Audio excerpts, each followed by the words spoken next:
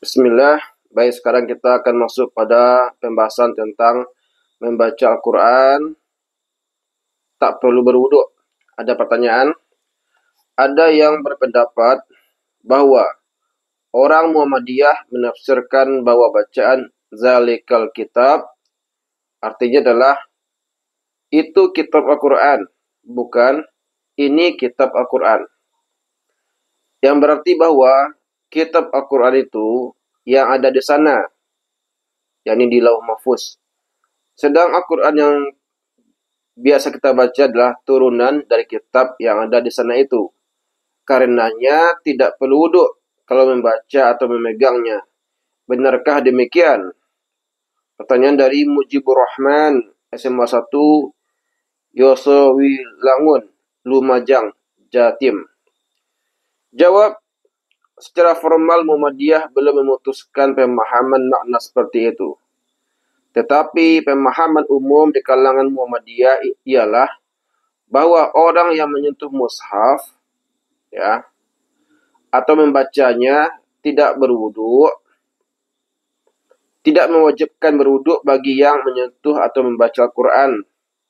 Bukan karena kalimat Zalikal Kitab dengan itu kitab, tetapi mengartikan kalimat itu dengan ini kitab berdasarkan petunjuk ayat lain, yakni surat Al-Isra ayat 9 yang menggunakan kata haza yang berarti ini. Jadi ya kitab Al-Quran yang diturunkan kepada Muhammad Sallallahu Alaihi Wasallam yang kemudian ditulis dengan tulisan khat Utsmani atas ijma' ulama yang sekarang ini yang kita kenal dengan mushaf. Isi kitab Al-Quran yang ditulis dalam mushaf itu memang asli, bukan turunan. Adapun memahami bahwa membaca atau menyentuh Al-Quran dalam arti mushaf tidak harus dengan wudhu adalah memahami ayat la yamassuhu illal mutahharun yang tersebut dalam surat Al-Waqiah ayat 79. Orang yang mewajibkan wudhu mengartikan mutahharun ialah orang-orang yang suci dari hadas. Padahal menurut ayat sebelumnya diterangkan bahwa Al-Quran itu adalah bacaan yang mulia pada kitab yang terpelihara, maksudnya Lahul Mahfuz. Barulah kemudian ayat 79 tersebut yang artinya tidak menyentuhnya kecuali orang-orang yang disucikan, maksudnya para malaikat. Jadi ayat itu bukanlah larangan orang yang tak suci dari hadas untuk menyentuh Al-Quran, yang berarti mewajibkan untuk berwuduk bagi orang yang akan menyentuh atau membacanya.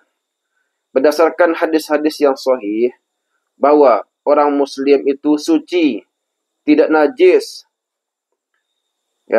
Dalam pada itu Nabi tidak melarang, tetapi tidak menyukai yang dalam istilah hukum disebut makruh. Makruh membaca atau menyebut nama Allah tidak dalam keadaan suci.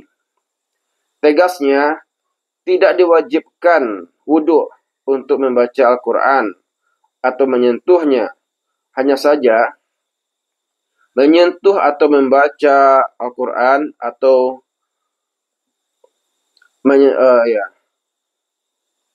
hanya saja untuk menyentuh atau membaca Al-Quran sangat dianjurkan dalam keadaan suci dari hadas.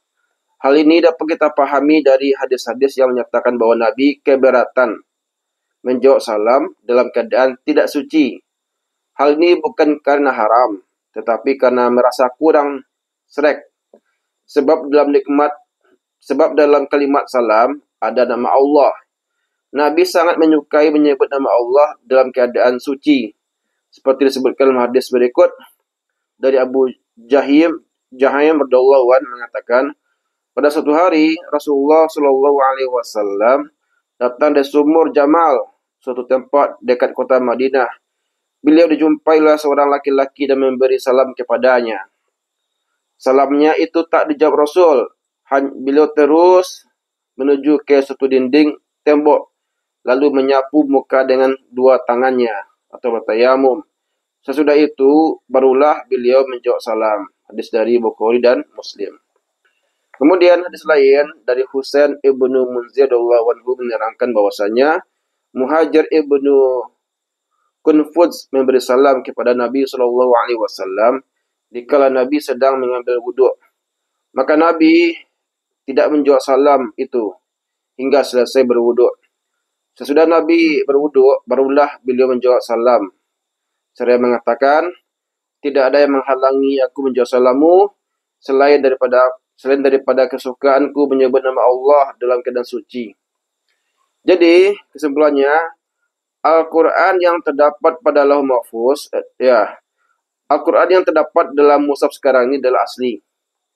Yang dahulu berada di Lauh Mahfuz, yang kemudian diturunkan kepada Nabi Muhammad SAW, dan kemudian ditulis, dan sekarang kita dapati tulisan itu dalam mushaf Al-Quran. Adapun menyentuh dan membacanya tidak perlu wuduk, tetapi diutamakan. Demikianlah, semoga bermanfaat.